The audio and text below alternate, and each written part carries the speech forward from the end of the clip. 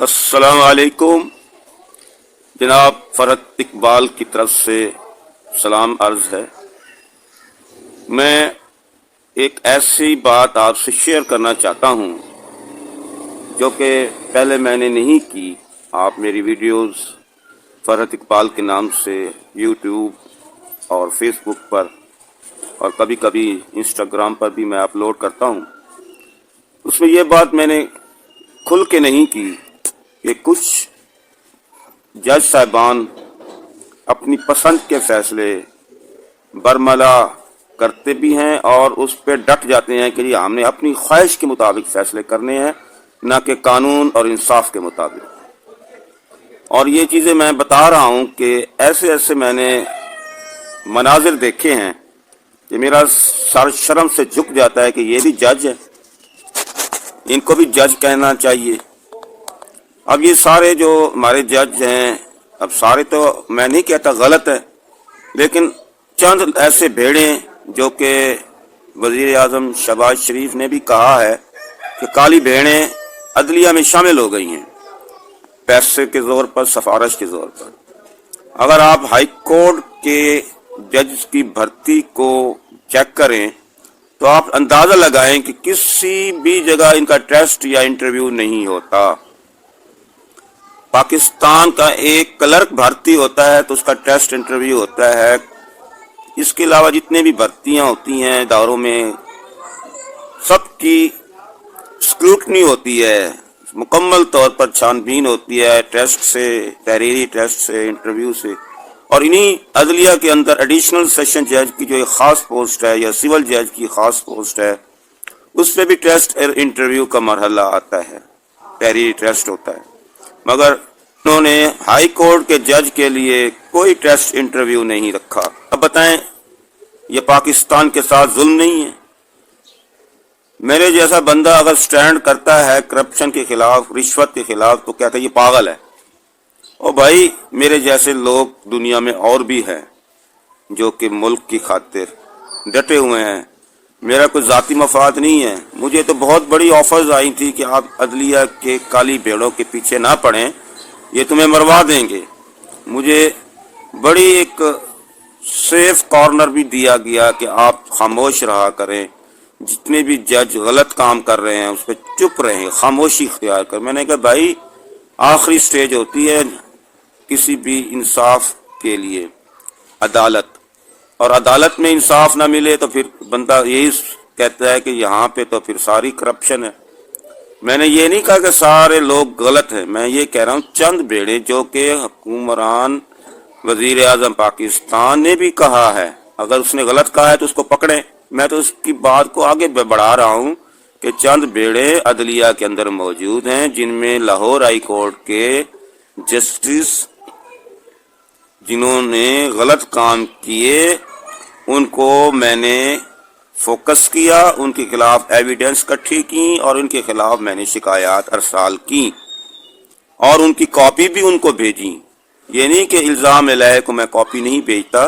जितने जज, जितने मुखालिफिन, करप्ट, रिश्वतखोर लोग मेरे काबू में आए या मेरी कंप्लेंट में आए तो उनको मैंने इतला ज़रूर दी, क्योंकि no person can be condemned unheard, ये बेसिक असूल है। किसी के खिलाफ अगर आप कोई बात करना चाहें तो उसको पहले आगाह करें, उसको पहले नोटिस करें, फिर उसके बाद उसके खिलाफ जो भी आपका जहन कहता है वो काम करें।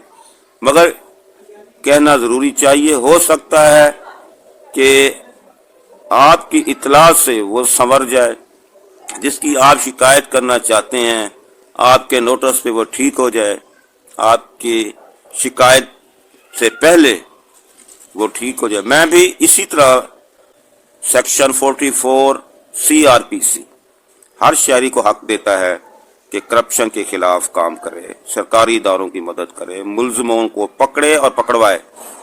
मैं ये बात खुल के कह रहा हूं कि हर शहरी का फर्ज है, मेरा अकेले का फर्ज नहीं है, आपका भी फर्ज है कि आप करप्शन करने वालों को पकड़ें, जुर्म करने वालों को पकड़ें, गिरफ्तार कर सकते हैं आप सेक्शन 44 पढ़े ضابطۂ فوجداری، وہاں پہ ہر شہری کو پابند کیا گیا ہے کہ وہ جرم کو دیکھے تو موقع پہ گرفتار کرے۔ لہذا میں نے یہ کام اس لیے کیا ہے کہ میں چاہتا ہوں کہ پاکستان کے اندر کرپشن ختم ہو، کرپٹ لوگ پکڑے جائیں، رشوت ختم ہو۔ میں یہ کام آج سے نہیں کر رہا، یہ اس وقت کی بات ہے جب میں نے ایف ایس سی کے ایک پریکٹیکل ایگزامینر کو اریسٹ کروایا، جو کہ ایف ایس سی کے نمبر پیسے لے رہا تھا موقع پر۔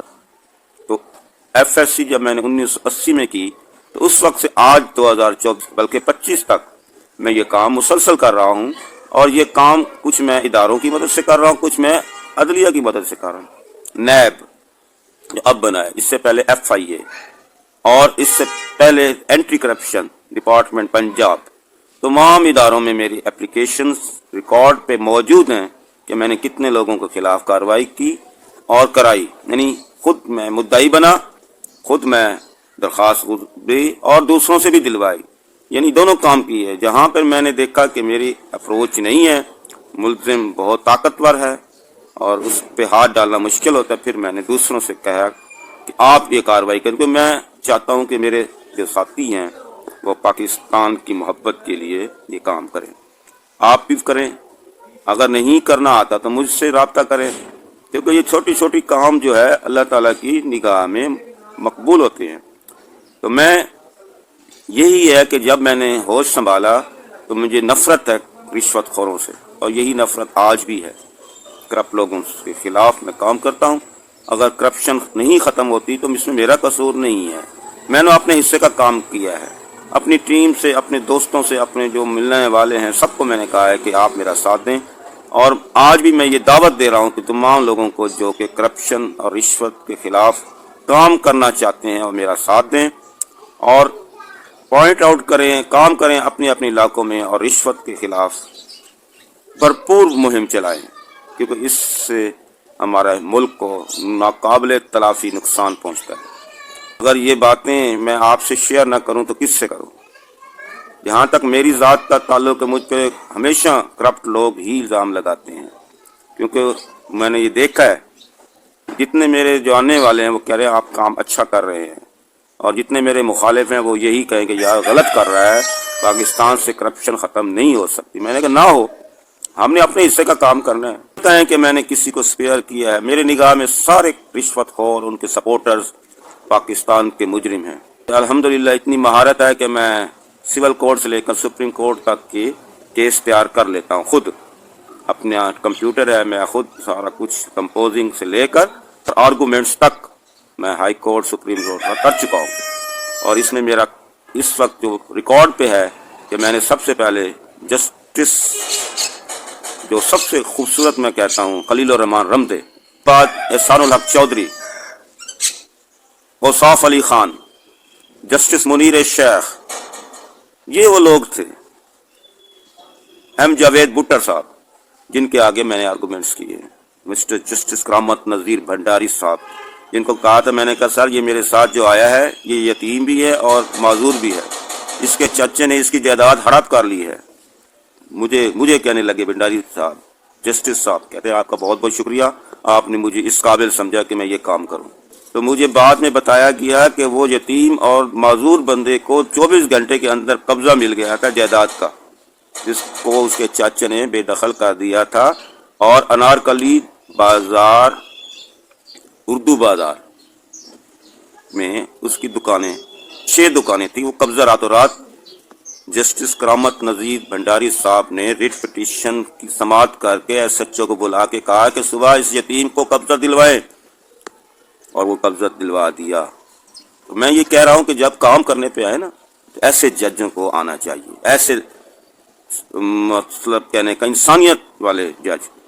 اب یہاں جو ڈکٹیشن آج سے 20 سال پہلے جج کرتا تھا وہ آج نظر نہیں آتی۔ 5 جج تو میں نے پہلے بھی ویڈیو میں کہا تھا کہ میں نے کمپلینٹ کی تھی، یہ 2 رکعت نفل بھی پڑھی تھی، اللہ سے مانگا بھی تھا کہ یا اللہ میں نے ان کے خلاف جو میں کمپلینٹ کی ہے اس پہ کامیابی عطا فرما۔ تو 5 معزز جج صاحبان کو مجبوراً گھر جانا پڑا، high court, Lahore High court کے تھے، ان کے بارے میں پہلے بھی بریف کر چکا ہوں کون کون سے جج تھے۔ تو مجھے اشارہ دیا جا رہا ہے میرے دوستوں کی طرف سے کہ آپ بس کریں، 15 منٹ کی بات ہو گئی ہے. تو میں اس لیے کلوز کرنا چاہتا ہوں کہ جو بھی جج اس وقت Justice Abid Hussain Chattha of Lahore High Court کی سپورٹ کر رہا ہے وہ غلط کر رہا ہے. خدا کا خوف کرے، وہ ایک اور ذات اوپر ہم سب کی وہ ہمیں دیکھ رہی ہے، اس سے ڈرے. خاص طور پر Chief Justice Lahore High Court محترمہ عالیہ نیلم صاحبہ، جس کو میں نے کہا ہے کہ آپ اس بندے کو فوری طور پر معطل کروائیں. ظالم کو سپورٹ کرنا مظلوم پہ ظلم کرنے کے برابر. میں اپنے سابقہ دور میں جب میں ٹیچر تھا کہ مجھے بتایا گیا کہ آپ کو پیمنٹ ہو گئی ہے، میں نے کہا شکریہ.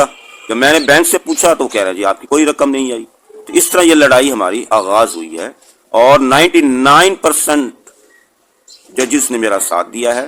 1% جو جج ہے انہوں نے گورنمنٹ کا ساتھ دیا ہے اور جو فرضی ریکارڈ بنایا گیا تھا اس کو سپورٹ کی اور اس کو کہا جی پیمنٹ ہو گئی ہے. اب میں ان سے پوچھتا ہوں کیا ہوا میں پیمنٹ ہو گئی ہے، تو وہ ناراض ہو جاتے ہیں. اب آپ میرا ساتھ دیں، جتنا ہو سکے اس پیغام کو شیئر کریں، کیونکہ اب دو باتیں ہیں، یا تو عابد حسین چٹھا صاحب گھر جائیں گے یا پھر مجھے رقم ملے گی.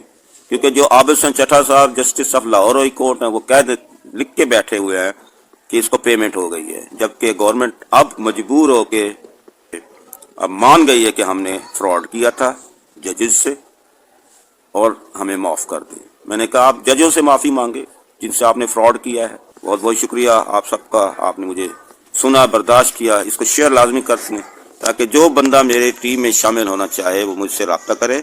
0301775019 میرا رابطہ نمبر ہے.